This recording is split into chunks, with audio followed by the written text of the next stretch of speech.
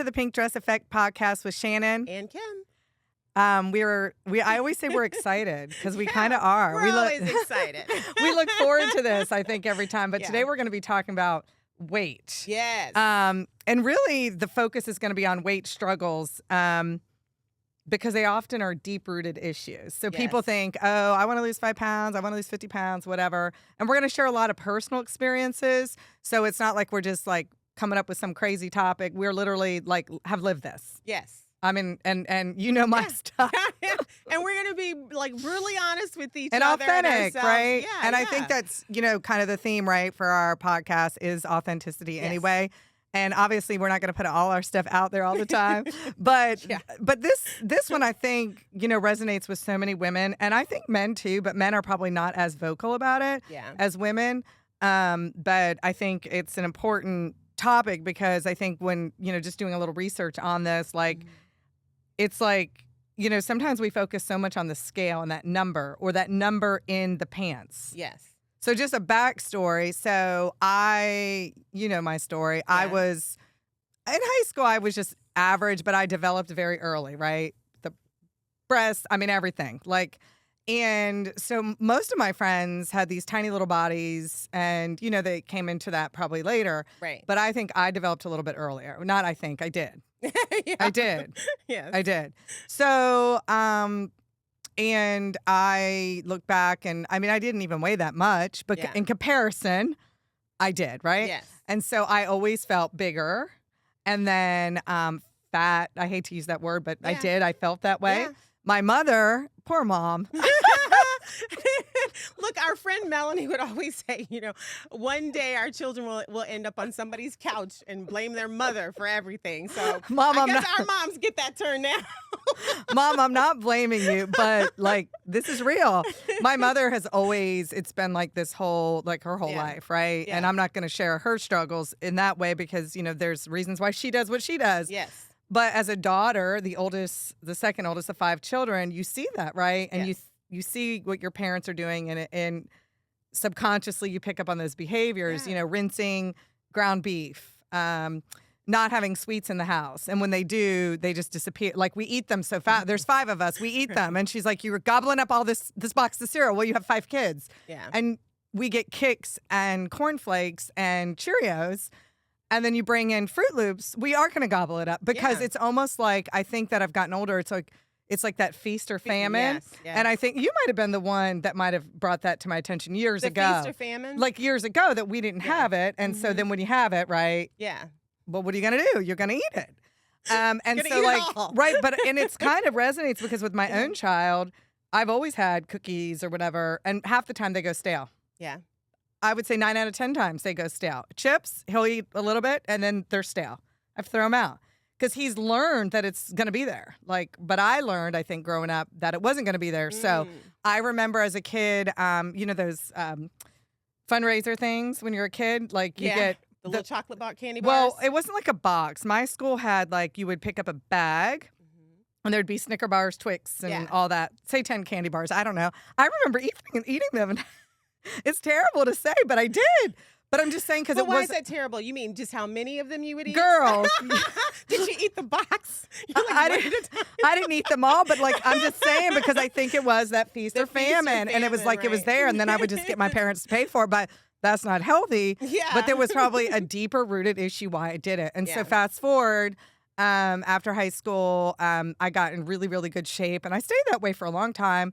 And then life circumstances, I think unhappiness, really. Yeah. I've learned that I can be an emotional eater. I don't say I've conquered 100% because I can catch myself when I'm stressed. Yeah. Let me go get something. And because I'm aware now, I stop myself. I'm really good about that. But I think at that time I didn't. And then I gained a lot of weight and I was overweight and pretty overweight. I was pretty overweight. Look, I'm I was going to share the number, but I was over 200 pounds, very babyish, but I was still there. And it was I'm proud of you, but Shannon. Obviously it's very hard for me to talk about. Yes, People, when I was in the military, they would say I looked like a Barbie, right? Whatever. A Barbie. It's kind of funny now, but I did not feel like a Barbie. And it's funny, Even when you were much thinner. Oh my God. Yeah. No. And I got a lot of attention when I was in the military, and it was very uncomfortable, and I didn't like it.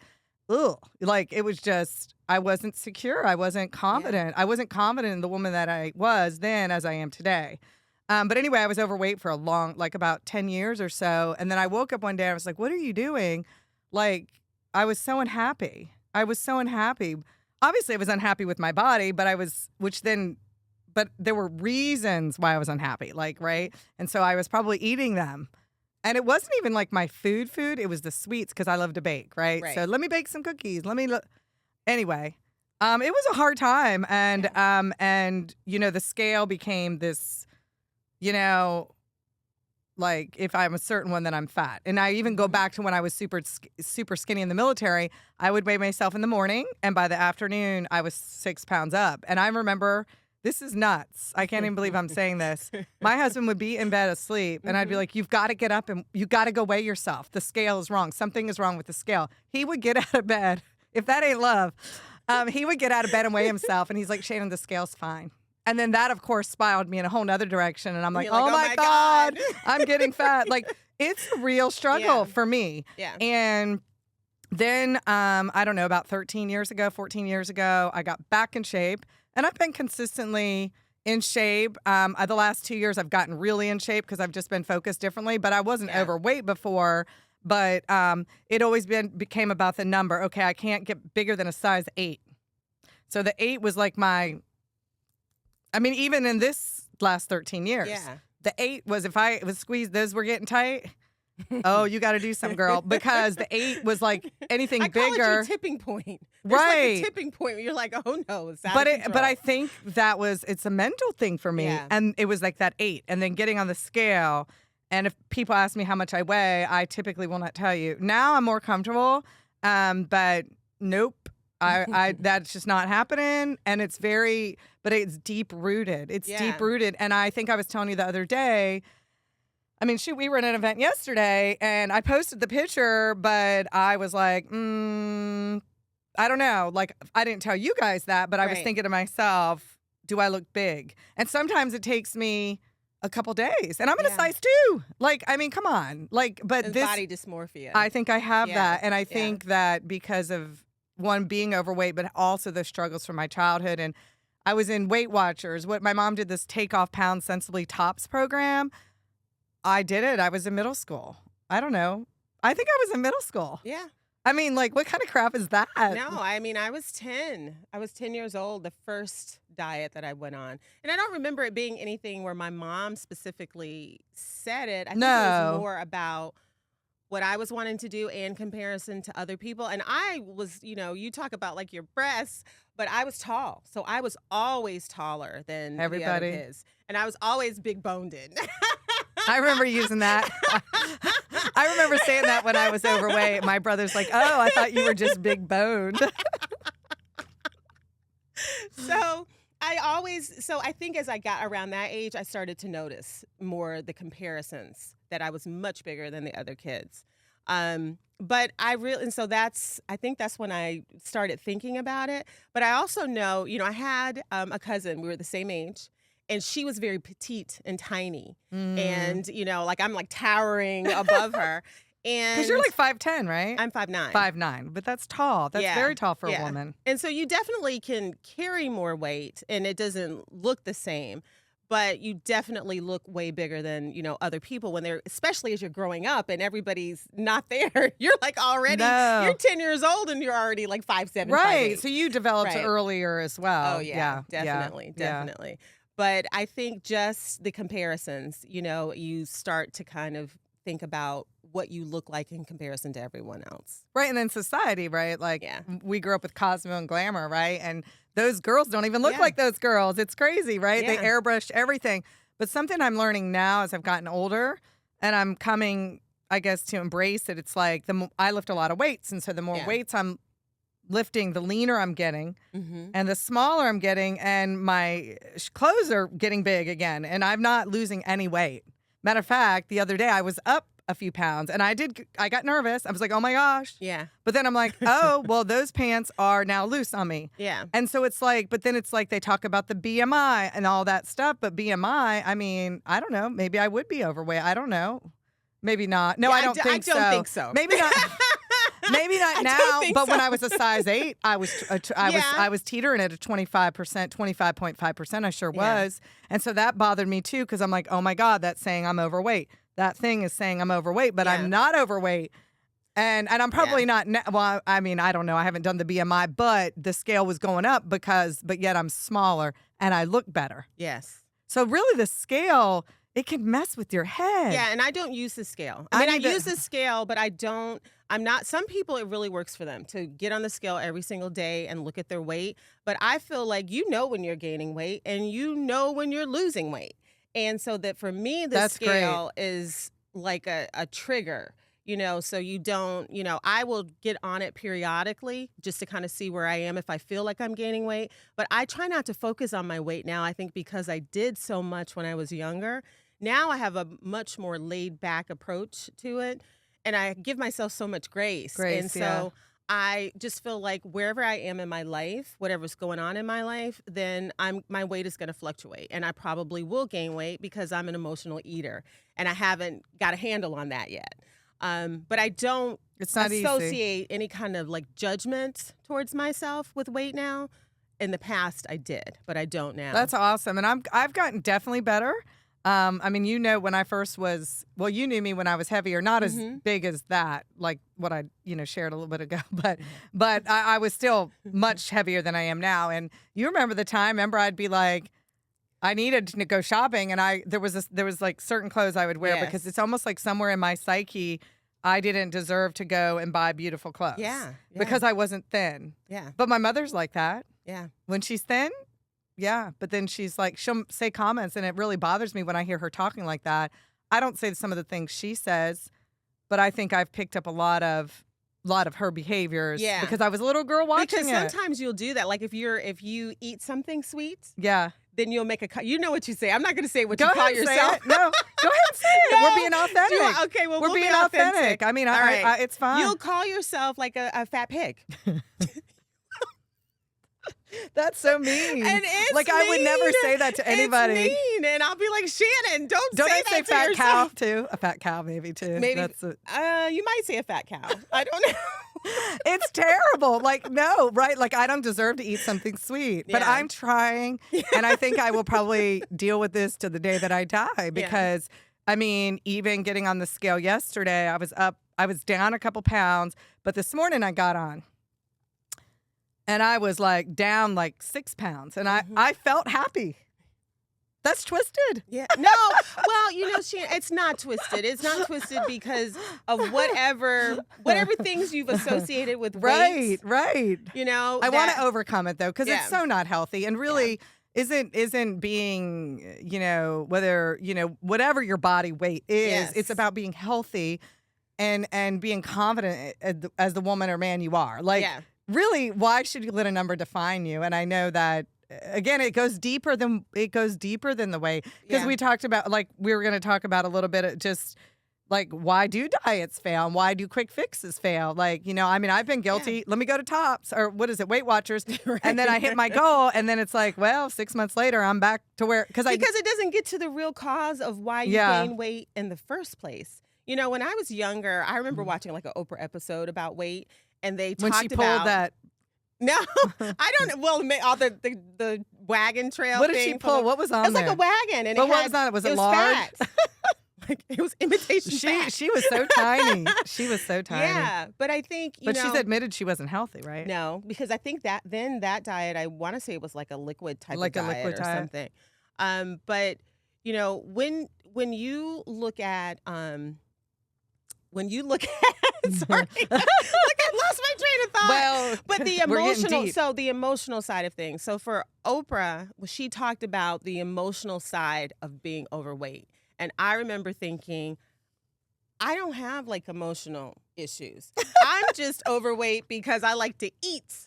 And I don't have any emotional issues. And man, boy, I have some emotional issues. And I had way more then than I do now.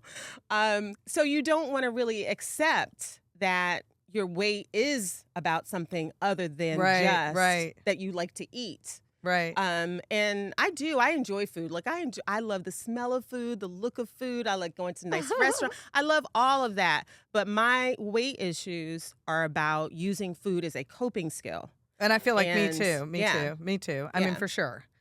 I mean, I go to the sweets though for me. Yeah. And I used to binge. I remember going to college. The bag of candy bars. Horrible. Maybe that's what I was doing. Yeah, it was binging.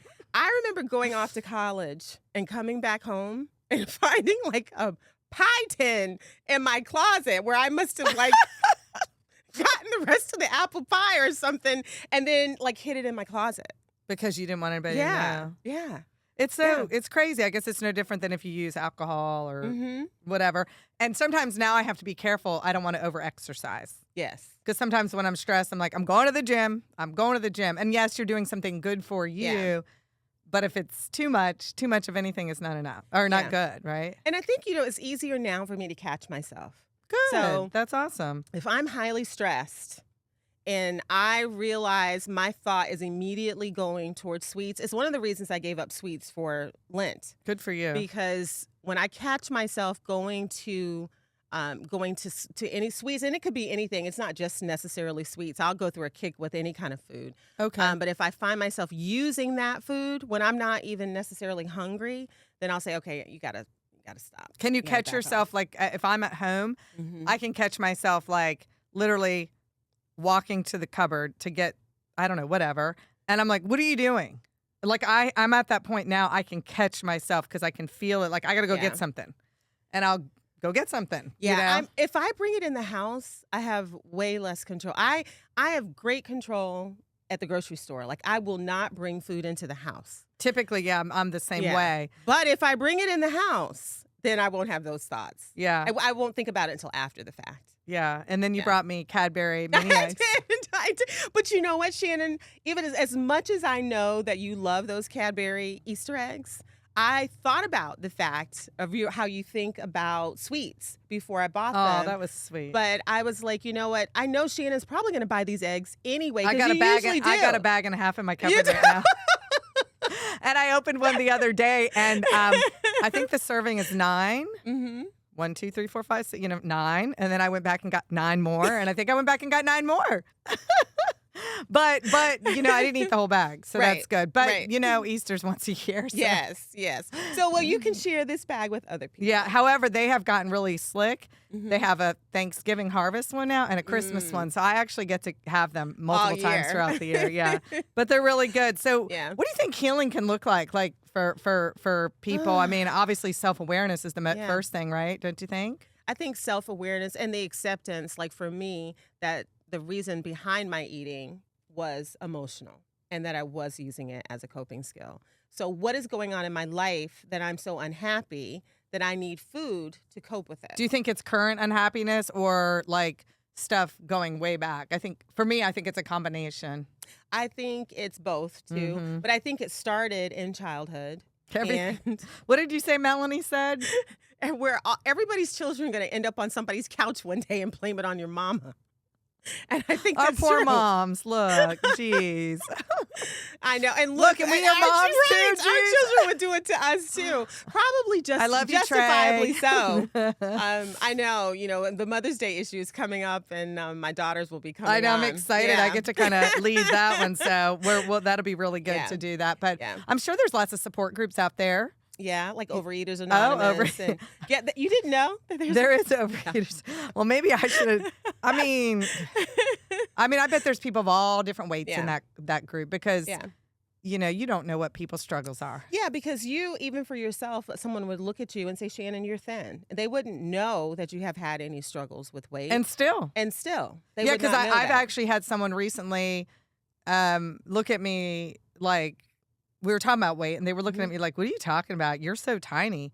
And I'm like, you have no idea. Yeah. You have no idea the struggle that I have gone through with weight in my life. Yeah. And it's not been easy. And it's still, I struggle with it every day. I struggle with what I'm going to eat. I mean, what did I say? After the show, I'm going to go get chicken And the reason why is because I haven't been eating on point too good. So I need to keep it real for the next few days. Like, I mean, look, if I want to hit the goals that I have, you got to eat like that. Yeah. It's not exciting. Well, it's boring. yeah. But eating boring will keep me the way I want to be. For you. For me. Right. Not for anybody else. No, I'm Right, speaking right. to me. Right. But that's what I have to do. I think genetically, I have a disposition. It's easy for people in my family. It's just easy to gain weight too. Again, I think a lot of it goes back to emotional. But do you use food, whether it's the putting on of weight or the taking off of weight and being thin and looking a certain way, to hide? To really put out a public persona? You know, some people talk about that you use weight as like a shield, as a protective factor to kind of keep people away. You know what? That's a good point, because I have to tell you, when I was, well, you knew me when I was heavier. So when I was that way, you know, I had plenty of people say, gosh, you're so pretty, but I mean, that's hurtful. Like, whatever. Punch him in the nose. There's plenty of people that I know that society standard maybe aren't but they're beautiful women. And ew, that was just rude. But I didn't feel beautiful. So it felt really painful. It felt painful for me. But one thing I did notice is people look differently at me then than they do now. Yes. I mean, absolutely. It's like completely people look at me. Yes. They didn't look at me before. Not in the same way. And maybe that's a part of it. It could be I didn't want like people looking at you. Well, you know what? What did I say? Because you have all those insecurities and all these things going on. Maybe that's a part of it. What did I say just when we first started, when I was in the military? All that attention, I didn't like it. Yeah. I didn't like it. Yeah. And I used to be like that growing up too. So maybe there's some truth to that. I hated for people to stare at me. And I was always like, what are they staring at? And I was, you know, throughout high school and stuff, I always thought I was way bigger, the same thing. Because I was 5'9", and I probably was between like 160, 170. So to look at me, I looked not thin, but I looked small. You look great, yeah. But even then, I would try to hide my body. I remember going to the beach and like wearing like a big old T-shirt or something, and my aunt's like, you know, basically if I had a body like that, I wouldn't, you know, be wearing that. But I was very self-conscious about my body. I was very self-conscious about my looks. And people would tell me I was attractive, but I didn't feel it. When you modeled. I did, but I did not. But you didn't believe it. Yeah. And back then when you were modeling, and I was around 160, 170, they didn't have plus size models really. They had like, I think Emmy or someone, but they didn't have this broad range of plus size models. And you were plus size at that time. I was like a 9'10". And that's small, and you're so tall. That's tiny. That's tiny. It looks to the casual eye, it looks like that. But yeah, I did not, and I didn't feel comfortable in my own skin, so I hated for people to stare at me. You know, it's interesting. My ex-husband and I, we were talking recently, and about some things, and just something came up about when we were, you know, we were dating and married or whatever, and we were talking about that, and I said, remember people would call us Barbie and Ken? Oh. They did, and I said, but you know, I was not confident back then, and he knew. He agreed. I was so insecure. Oh my God! One time he had to like walk down the aisle with and we were married. It was like he chose me. Yeah. Like I was so insecure, and I remember him saying that was the worst night of his life. Like I made that night awful for both of us because of my insecurities. But looking at me, you would have been like, what does she have to worry about? Yeah. She looks great. Like, but I was not whole. I just didn't, for whatever reason. I don't even know why. I mean, I can't look back. I mean, I can look back, but I don't know why. Yeah. But that wasn't fair to him, obviously. But I was very, very insecure. People saw something differently on the outside than I saw on the inside. Yeah. No, even now, you know, I'm much better now, but I always had anxiety.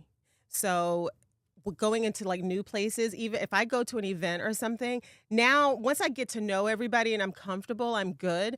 But when I first started doing a lot of the community work, I would be terrified like going to events. And I remember telling someone that, and I'm like, oh, I'm glad somebody's here that I know. And they're like, to look at me like I walk in, they're like, you walk into the room like you own the room. And I'm like, yeah, no, I'm like, dying inside, Now I'm much better. I'm way more confident now, but this isn't that long ago, a few years ago. Wow. That I had that level of anxiety and, people looking at me. And, I think even when times when I've lost weight, when more people do look at me, it does make uncomfortable. It's really an uncomfortable feeling. It is. I mean, it's flattering when people give you a compliment. I mean, look, I think I told you a story about something that happened to me at the infamous gas station. The daggone gas station. If you want a compliment, go to the gas station. Go to the gas station. Like, I've been in the gas station a while, and I was telling you, someone actually was pumping their gas, and I was going in the store. I was minding my business, and then I didn't know they were waving at me, but whatever. I was getting in my car, minding my business, and I felt something. Someone's They're looking at you, and you they were like, "Roll," and I rolled the window down, and they were like, "I want to tell you, I just had my hair blown out, and they were like, you have the most gorgeous hair, and you do. Oh well, thank you, and I have finally embraced my hair. Yeah, you have the most gorgeous hair, and you are absolutely beautiful, and." I mean, I just said thank you, and it was very nice that they went out of their way to tell me that, and it felt good, right? Yeah. And it wasn't like in a creepy way. It was a very nice. It was sincere. I mean, I just did that actually in Panera Bread. A little girl came up to our a table near me, most beautiful little girl with this most beautiful dress. And I found her family. I think I told you. I ate by myself, and I went over to the table, and I told the little girl and the mother, I said, she was just so beautiful. I had to tell you. So I think sometimes it's to do that it's nice to do that to people. You should definitely give people compliments. I was eating out with Sierra recently, and the waitress was gorgeous. She was a beautiful young lady. And I told Sierra that when she walked away, she's like, you should tell her. And I did when I came back, and she's like, oh, you made my day, So you should tell people, because you don't know the insecurities that person not has. at all. Absolutely. And so, and that little girl, when I told her, I mean, she just, I mean, there's the creepers too, but we don't want that, but. Yeah, no creepers. No creepers. But yeah, it's a lifelong struggle, and I think you can get better, but I don't know. I think my stuff's so deep rooted that I'm not going to say I'll never get over it, but I think it'll always be a challenge. I mean, even buying clothes 6 months ago, they're too big. And now, but you're embracing it more. I think there's a part of you too that even having lost weight, that investing in yourself, buying yourself stuff is still like a struggle. But it now is. I'm getting better. You're getting better. I mean, I went bra shopping yesterday. Did. I'm proud of you. So we were talking about, right? That was, I developed really early. And I mean, even in high school, there were guys that called me breasto and breastitious. And I mean, we laughed about it. And it is terrible. It's kind of funny, but it's funny, but it's terrible. But to say that to a young girl who's already insecure about her breasts, and then you're known as the girl with the big boobs. Yeah. So you don't think I mean, to this day, I'm constantly, I mean, even today, I was like, are you sure that whatever? And so I went bra shopping yesterday. So I've always hated bra shopping and bathing suit shopping. It's just, and I think it goes back to, Yeah. And so I went bra shopping, and the lady was like, I'm a 34 or whatever, da da da da. So she's like, I had all these bras, like 15 bras, and like, because I'm like, I'm getting some new bras, because all my bras are too big. I have to get some new bras. So I'm in there, and she goes, you're not a 34. She goes, get that out of your head. I said, well, what am I then, a 36? She goes, no, you're 32. I'm like, what? There's no way. I've never been a 32 nothing. And then the cup size, is like, for being that small, it's kind of big, right? And so you're like, wait a minute, that doesn't even make any kind of sense. Well, I have a 32 on today. Yeah. And so it's like, she was right. But in my head, she actually said, get that number out of your head. Yeah, I don't think that's uncommon for people who were bigger and to lose weight to still see themselves as bigger than they are. Yeah. I don't think that's something that's uncommon. That body dysmorphia. So, but again, it probably goes super, super deep, Yeah. It just does. And it's, to this day, I still, I feel uncomfortable. I don't like when people are, like, too many people are looking at me. Yeah. And we're doing a podcast. Yeah.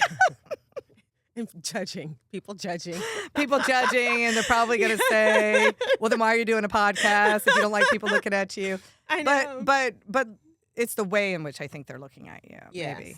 Yeah. And I think, like you, I have a big energy. So when I walk in a room, people tell me they can feel my energy and my presence, even if I don't say one word. Yes. And so you do come across as this confident, you got it all together thing, but we struggle too. We struggle. I struggle all the time. I am way better now. I'm getting so much more peace with who I am now It's awesome. in my life. Such a blessing. And wanting to be better, in all the ways, but accepting myself in my skin, like right now. Right. So, I'm not going to wait to buy clothes. And if I go up a size, I'm going to get a bigger size. I'm not going to be uncomfortable.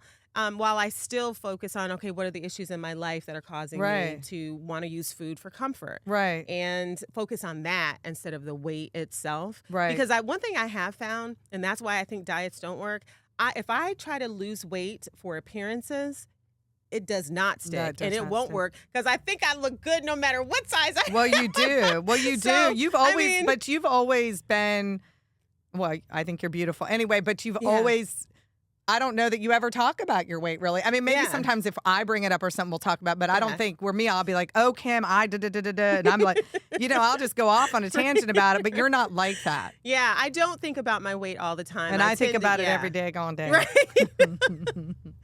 But I definitely want to be healthy as I can be. And so I want to do that, but I also know that if I have a lot going on in my life, I'm probably not going to do it. But I am a very determined person. And so speaking, we didn't talk about this just with willpower. So people associating weight with willpower. And I know for myself that's absolutely not true. I've been vegan for over a year and absolutely stuck to it. I followed the GAPS diet, strict, hardcore for a year and a half. Yeah, real so good. it's not a matter of willpower. Like, I can do anything that I set my mind to, but I have to be in a good place to set my mind to do it. And it's hard though, like, right, when you weigh, I remember getting on the scale with 209 maybe. I can't believe I'm talking about these numbers, but no, it's good because it's healing, and I don't want anybody to look at me and be like, oh, she don't know what she's talking about. Yes, I do. I know what the struggle is. It's real. I'm like, let me just get into the hundreds. I think most women, that 200 mark is like a deal breaker. You're like, oh no. Well, I mean, like when I was freaking pregnant and my baby was almost 10 pounds. Yeah. 22 and a half inches long. I mean, my son weighed more than my friend who carried twins. You had a big baby too. I had a 9-pound, 10-ounce baby. Yeah, so we had these big butterball 3-month-olds, really. Yes, yeah. And being pregnant with him, I weighed more, and I didn't have no baby up in the stomach, but. I don't mean to laugh, but I'm just saying that it was just, but I remember the willpower. I can get there. Yeah. But I think that for me, like I said, the last 2 years I've lost some weight, but I wasn't overweight. I've just gotten really in good shape. But the last, 13, 14 years, I've been consistently in a good place. Yeah. Like kind of not above an 8. Yeah. But you know what? Look, I don't think it's anything wrong with setting those. You know yourself. Right. But the reason why I bring that up is because it's not about the size, Kim. Right. It just goes to show how less chaotic my life is now. And how much more at peace I am. And when it did go up and I became that 8, because I was like a 6 and did gain a little bit of weight, it was because my job was so demanding, as you know, and I let it live and take over my life. And then when I left that job, I focused on myself again, and I'm in the best shape of my life. So, and my life is more peaceful. Yes. So it just goes to show, like you said, I mean, I'm definitely the emotional eating type too. And it's crazy. Yeah. And I think we're just like most women, most women do have, some kind of issues with weight, whether they're large or small. And it's just a kind of a universal topic. And you talked about men too, and I think it's true for men. Yep. I don't think they're not going to talk about, They're not going to talk about it. They're not going to sit around and talk about, their roles and everything. But I think we should, just try to focus on just being ourselves. Right. Be yourself and love focus yourself. on being healthy. And I think that's one of the size. Yeah, and one of the things when I was losing the weight, I read something and it said no matter what size you are, go out and get the clothes, like you said. Yes. Go get the underwear even. That fits you. Like I know that's silly, but it's like there's something I think with my struggle, it's Yeah. almost like somewhere you don't deserve that stuff Yeah. if you're a certain, like if I'm Yeah. overweight, I don't deserve to look good. I don't deserve to feel good. But that's a lie. I told a lie. myself. And that is not true. And I mean, I hope that I'm able to keep this weight off. Yeah. And I hope that, but I don't know. You know, I mean, Yeah. I mean, I don't know. And if I do gain it, like you said, go get those jeans that you love Yeah. in a bit different size, and that your weight does not define you as a person. As a Because my person. heart is pure and good. And so what if I weighed 200 pounds? I'm Yeah. still the nice person that I am. And like, Yeah. right? Yeah. And so we got to stop focusing on that. But it's hard when you live in a society like ours. Yeah. So you got to forget all the societal rules, make your Mm-hmm. own rules. And that's a good thing I think about the upcoming generations. They are more and more confident in their bodies than like our generation. Oh I my think, gosh. definitely. And I think we talked about in an earlier episode, Yeah. one of my other best friend's daughters getting married, and she had gained a little bit of weight, and then my friend and I were sitting there watching her and her best friend who's the maid of honor. And here, her and I are every day. We talk about what we're eating. Oh my God, we're hungry. Like whatever. It's terrible. We're going on vacation this week, and we're talking about we're not going to eat that. We're not going to eat any carbs this week, so we can really have a good time. Yeah. It's so crazy. But we actually sat and we watched her daughter and her friend, and I said, "Look how confident those girls are. Yeah. They are beautiful first and foremost, wonderful girls, but they're beautiful on the outside. It doesn't matter what they weigh." And they're not over here stressing. The ones talking about dating. I would have never thought about dating when I was heavier, ever. I would have been like, nope, nobody's going to want me. Seriously, I'm See, crazy like that. Yeah, yeah. And see, I never look. I don't know. I feel like men always wanted me. I can't, cause maybe I'm being obnoxious, but I really feel No, like I think that's I mean, I never associated it with like getting attention from the opposite Mine was sex. worth, I think, just worth in general. Mine I'm was not just worthy internal. of anything. Yeah. It's terrible. Oh, Shannon, yeah. No. I'm not worthy of anything. No. Look, but you're not the only woman out there feeling No. like that. And I think, like, you know, even when I was married, like my husband, I have to say, he never ever, Yeah. and he married me looking like, Yeah. I mean, like, I guess a beauty queen, like people would tell me. And people would say that, and I didn't feel that. And so you have this girl, but I've always been bubbly. And then as I got heavier, I can't help but think that my attitude, my excitement for life dwindled. Yeah. And I'm sure it affected him to some Yeah. degree, but he never, not one time ever said anything. He would always say, "You're beautiful even with a potato sack." He Yeah. would always say those things, and he never did. But I don't know that most men would have been like that. I mean, don't know, Shannon. You know, I maybe. think that we don't give men enough credit. Maybe. I really don't. I don't think that we give men enough credit. Okay. I think that we put so much emphasis on it, but I truly do. You know, I was just being obnoxious before, but I think No, that I think it's confidence, I think girl. it's confidence, and I think that confidence is the most attractive thing that's going to draw someone to you. And if you carry yourself with confidence and you think you're beautiful no matter what, that the opposite sex finds that attractive. Right, and right. not just the opposite sex, everybody finds that attractive. Right. So I think we spend a lot of time worrying about our roles and all these different things. And a man that loves you, truly loves you, He's not going to they don't care. care. But I think because of me, for my situation, I know my zest for life changed. Yeah. I know that probably confidence that he fell in love with changed. And so I'm sure that affected him, our relationship, Yes. all of it. And maybe Yeah. I didn't feel like I was worthy of him. You know, I mean, I don't know. It was Yeah. been a long time ago.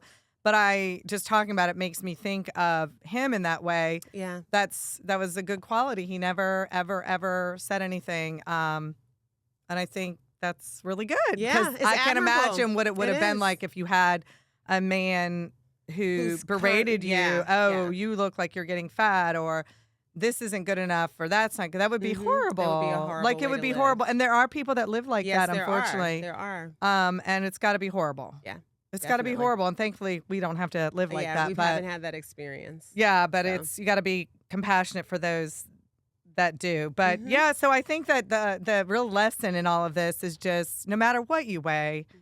you've just got to love yourself. And I'm going to remember this episode. So when I'm not feeling the best Yeah. about myself, or hating on myself, or being hard on myself, realize that, you know what? My weight doesn't define who I am. And, you know, when I hear other people, my mother or whoever, saying bad things I'm like, why are you doing that? But I guess I do the same thing, Yeah. and I need to stop. I need to stop because I'm more than my weight. Yes, you are. You know what I mean? You are so much more than your weight. My big old crazy personality. Yes, Yeah. yes. But I am, and but they're back to the deep rooted things from childhood or just things that have happened to you throughout your life. I think that's what it goes back to, and trying to just overcome. Focus on those things. Focus on, just healing that part of yourself. Don't focus on the weight part. I think it's so much easier to focus on just being the healthiest that you can be. And I truly believe that you will want to be healthier. You will want to eat better. You will want to exercise as you start to heal. And then those things, it will happen naturally that you want to do. And then those things actually, make you feel so much better. Like lifting weights, as you get older, you should lift them anyway. And people used to tell me all the time, and I, cardio queen, right? Cardio queen, but I love lifting weights. Were you stepping it up, Shannon? I was. I love my step classes. Yeah. But lifting weights, I'm strong. Yeah. And I noticed yesterday when I was trying on bras, I have muscles in my back. And I literally was like, what? And I couldn't believe it. I was like, oh my gosh, my hard work is paying off. It is. And it wasn't about looking better. I have muscles in my back. I'm like, I'm strong. Yeah. I am strong. And that takes work and effort to get muscles showing in your body, right? And your outside is just really matching your inside as you get stronger. Yeah. And you focus on yourself and just healing from different things in life. Yeah. It's starting to show on the outside. Yeah. And I love feeling strong. And I go to the gym and I put my earbuds in. I don't really talk to anybody unless someone I know. We say hello, but I focus on my mission and I get it done and I go home and live my life. So that's what you have to tell yourself. Yes. Yeah. Yeah. I think. So good episode. Yeah, good episode. So hopefully y'all can resonate. But I'm uber excited to talk about our next topic, y'all. It is if you guys are watching, you have adult children, and when we say adult children, out of high school, so it doesn't have to be like a 30-year-old child, because my son's only a 21-year-old college junior, but these entitled children, let me tell you. But you know what? We made them. I was going to say it's our fault. We did it. We did it to them. And so we're going to dive into that with just our adult entitled children. And we love those entitled children, but we did it. Our babies. It's our fault. We created little monsters. Our little bougie children. Yeah, bougie monsters. But they're, the blessing is we do have good kids. We do have good kids. We do. But we created it. And now we're like, we got to own it. We're like, you're 28 years old and married and you want an Easter basket? I mean, maybe through college. but anyway, but it's fun. But it's fun to talk about that. So thank you for joining us. We love doing this. We've been doing this since December. We're getting better every episode. Yeah. We're learning more about ourselves. We're learning more about the people who are listening to us. But watch us on YouTube, subscribe, and then Spotify as well. And we just appreciate any support that you give us. And until next time, have a great day. See you next time.